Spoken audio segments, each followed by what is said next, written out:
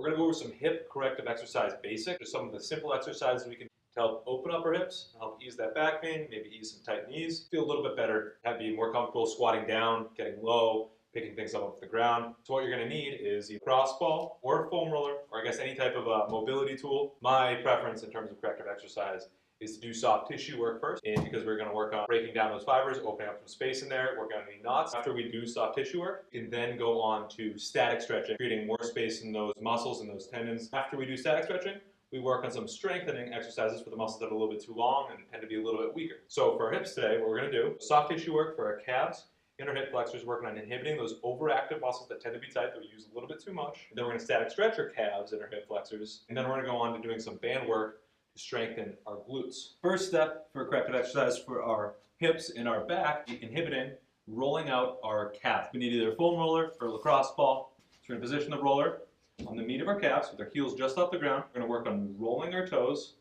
out and back in. And you're going to find there's going to be some cords, maybe some more muscle fibers, probably more towards the outside as we flip our toes out. You're going to find there's going to be cord, and it's going to want to flip over in between the roller.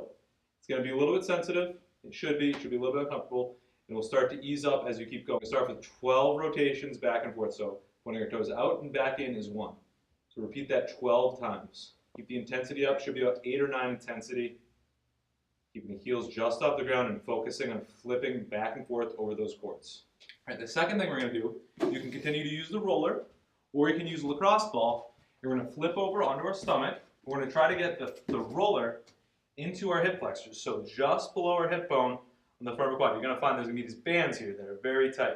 We're trying to get in those hip flexors, so you can start off on one side, either on a lacrosse ball or on a roller, and you're going to lean towards that one side just slightly, 45, 30 degree angle, and try and relax that bottom leg, just so it's at the top of our quad, going up into our hip, just below our hip bone, side to side and up and down on that cord. And I want you to try to find those knots. It's going to be uncomfortable, and relax into it. 4 rounds of 30 to 45 seconds on each side. And then we're going to go back to our calves. So we can alternate rounds between our calves and our hip flexors, rolling them up. Calves, 12 rolls. Hip flexors, 30 seconds one side, 30 seconds the other. And I want to do that, repeat that process 5 times. Exercise, we can throw on a pair of shoes. We don't need a time, we can keep them loose. And we're going to do a stretch for our hip flexors and a stretch for our calf muscle. Hip flexor stretch, you can use a ledge, you can use the wall, make sure you have a cushion for your knee, or you can use your couch, a bench. First stretch we're going to do is the couch stretch, is what I like to call it. Trying to get our hip flexors loosened up. Hook your foot, top of your couch, up on the wall, bring your knee down to the cushion, lean forward, keeping your back neutral, and you're going to squeeze your butt and push your hip forward to create space. Lean onto that front leg or your ottoman, keep your knee up to your shoulder in a straight line, and you're going to feel the stretch going up your quad and your hip flexor. So you're going to squeeze your glute, push your hip forward, and hold for 45 seconds. So you're going to go 45 seconds on each side, and then we're going to go into the calf stretch. On the calf stretch, you can do it on any wall, any raised surface. The ball of your foot up on the wall, peel down to the ground, and if you just lean forward like this, you're going to feel the stretch of your hamstring and your calf. But that's not what we're trying to get. We're trying to get it more down to our achilles. So we're going to bend our knee and try and push our knee over our toe. But make sure you keep your knee in line with your foot. You don't want your leg shifting the force in. That's defeating the purpose of the stretch.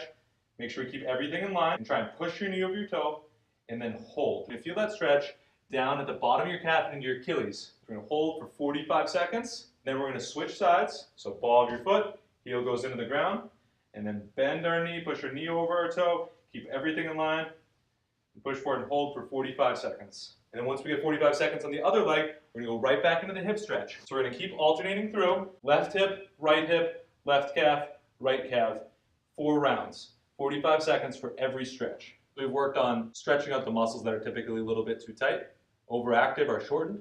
So now we're going to work on strengthening the muscles that are weaker. Related strengthening for our glutes, you need to do one of 2 exercises. The first one we can do, all you need is a ledge, or you can use it on the ground. We're going to do glute bridges. So you're going to position your back, you can do it on your couch, you can do it on any plyo box, any surface. You're going to work on driving your hips up, squeezing your glutes, holding for 2 seconds, and coming back down. You can do this for 10 reps. Up, squeeze, hold, and come back down. Make sure you keep your knees in line with your toes at shoulder width.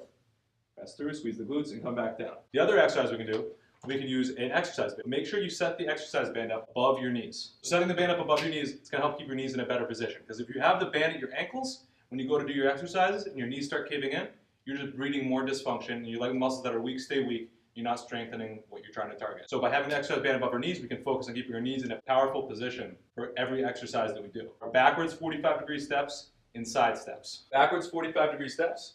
Make sure you have enough room going behind you, and what you're gonna do is start with your feet close together, and you're gonna reach at a 45-degree angle with the outside leg. Make sure you squeeze your glutes, keeping your hips square, and not opening up or rotating at all. Step in that direction, feet come close together, then 45 degrees the other direction. Make sure you keep your knees in a powerful position. We're not waddling or rotating. So you can do 12 steps on each leg, 2 times. Next thing we're gonna do is side step. We're gonna sit in athletic position, knees slightly bent, core braced. You're gonna reach as far as you can, keep your knees powerful. Don't let them buckle in. And then step that direction. Don't let your feet drag, and don't let them touch. Bring them close together, reaching, no waddling, and no opening up. Return the other direction. You're gonna go two sets through, 12 steps on each side. So these are just a few basic corrective exercises you can do to help open up your hips, open up your hip flexors, and help strengthen your glutes to protect your knees and protect your lower back. Yeah, that sounds pretty good, right? Anything else?